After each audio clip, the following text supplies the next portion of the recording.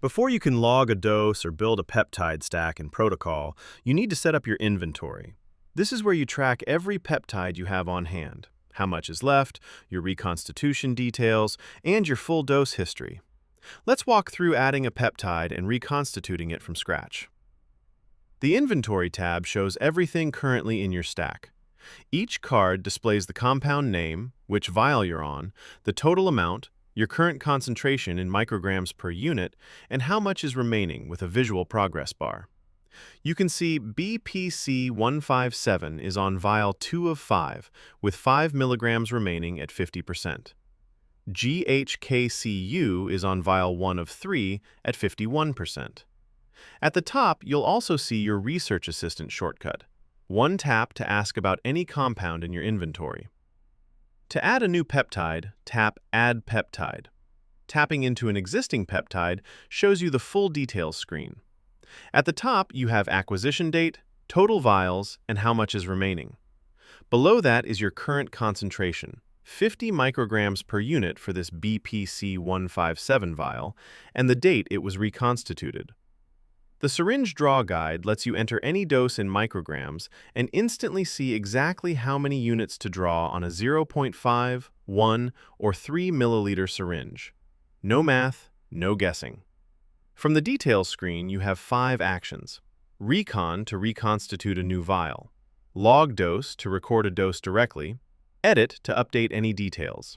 Guided Recon for a step-by-step walkthrough, and PK curve to visualize blood concentration over time for this specific compound. Below that, you can see the full reconstitution history and recent dose log with timestamps and injection sites.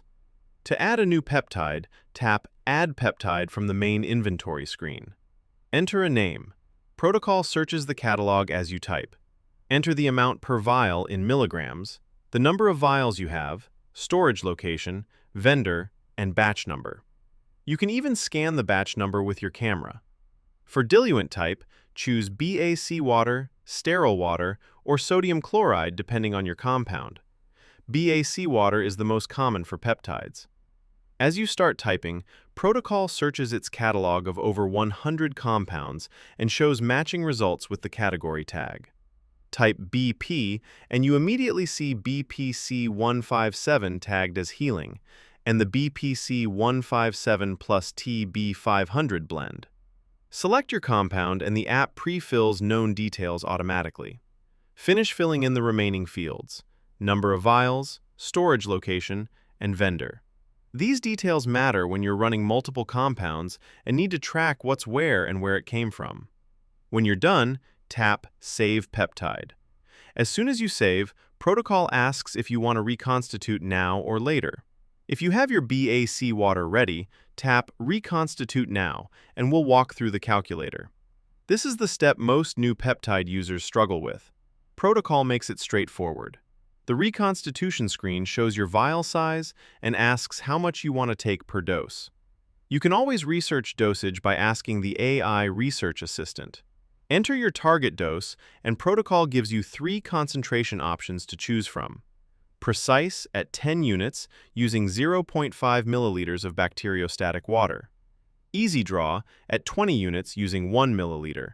This is the recommended option for most users because 20 units is easy to read on any insulin syringe. Large Draw at 50 units using 2.5 milliliters for anyone who prefers a larger draw volume. You can also enter a custom bacteriostatic water volume if you have a specific concentration in mind.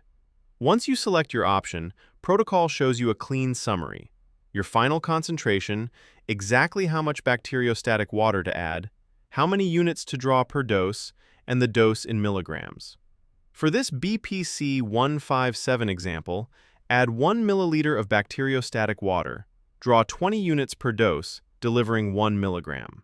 Tap Save Reconstitution, and Protocol locks this in.